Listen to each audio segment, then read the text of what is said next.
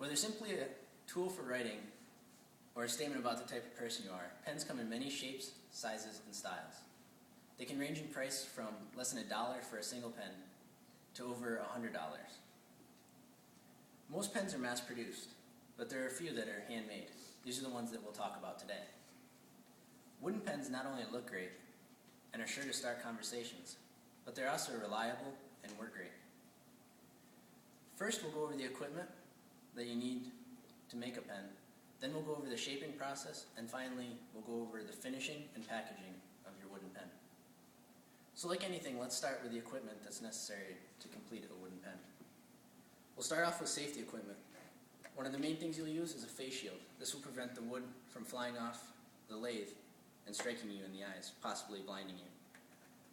You'll also, depending on the wood you're using, use a dust shield. This will stop you from inhaling the dust. Some of the tools that you'll use are gouges. You have smoothing gouges. These are what you use towards the end, and you have your shaping gouge. This is what you use to make your wooden blank go from being square to the round shape you're used to. You have the wooden blank that you start out with, simple square. You'll have your mandrel. This is what you put your blank on after you've sized it and drilled the hole through the middle. You have your pen kit, which comes in a bag, and you order it from multiple companies. It's got the tubes, the pen, and the equipment that you normally see, such as the clip and the tip of your pen. You have your pen assembler. Use this at the end after your pen's already taken shape. And the main piece of equipment that you need, that I don't have with me, is the lathe itself. These also can come in multiple shapes and sizes depending on the style that you have. So now that we've seen the equipment that you need to make a pen, let's go ahead and take a look at the shaping process. Like I said before, you're going to start out with a wooden blank. From here, you'll take the tube that comes inside the pen kit and you'll measure it. It's as simple as that. You just put it up next to the wood, make a mark, use a saw to cut it. What you get is a piece of wood that's the shape or the size of your pen. After that, you take a drill press and you drill a hole through the middle and insert the tube using glue to make sure it stays in there.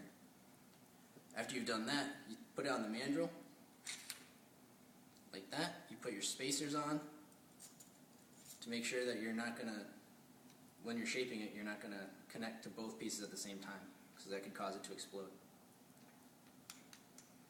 After you tighten it up, the reason you tighten it up is as it's spinning, when your tool is making contact with the wood, it's not going to move and you'll be able to cut your pieces. So after you had it assembled, you're going to take your roughing gouge.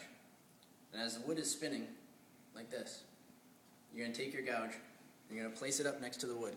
And as it connects, it's going to flake off little pieces of the wood. And as you move it back and forth, slowly, you'll slowly start to round off the square. Now, like I said, the reason you have the face shield is as this is spinning, there is a possibility that the gouge will cut into the wood too far and the piece will explode. And the wood will actually fly up and hit you in the face. It's happened to me a couple times. So as you get it spinning and after you round it off, you're going to get a piece of wood that looks like this. So you went from being square to round. Now, I know you can't feel it, but it's a lot rougher than you'd have as a normal finished pen. And that's where these tools come in. These are the finishing tools.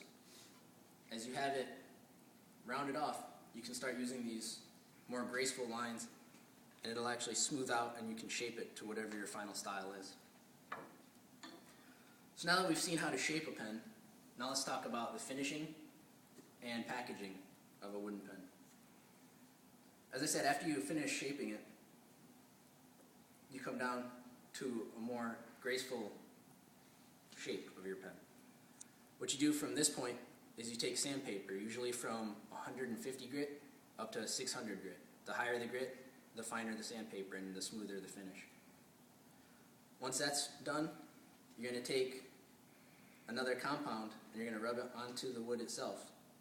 And what this does is this sands it basically to whatever your final sandpaper was, it doubles it. So if you finished with a 600 grit, it puts it at 1200, which makes it a glass-like finish. Once you have that finished, what you're going to do is you're going to take a polyurethane. You're going to place that on top, and you're going to get a hardened plastic coat on the outside of your pen. And then it's time to assemble.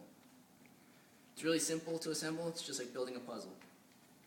You start off with the tip, put it right in, and place it on your assembler. As you place it, or as you pull it out, you make sure that everything's lined up, and then it's as simple as just squeezing it. And now you have the nose of your pen finished. After that, you put in the pen, which is what everyone's used to anyway, and then you put on the rest of the equipment as well. Due to time constraints, I'm not going to show you every step, but what it comes out as is a finished pen like this. Now to get the pen to come out, all you do is twist, and twist it the other way and go back in. Now to package, there's many options for packaging.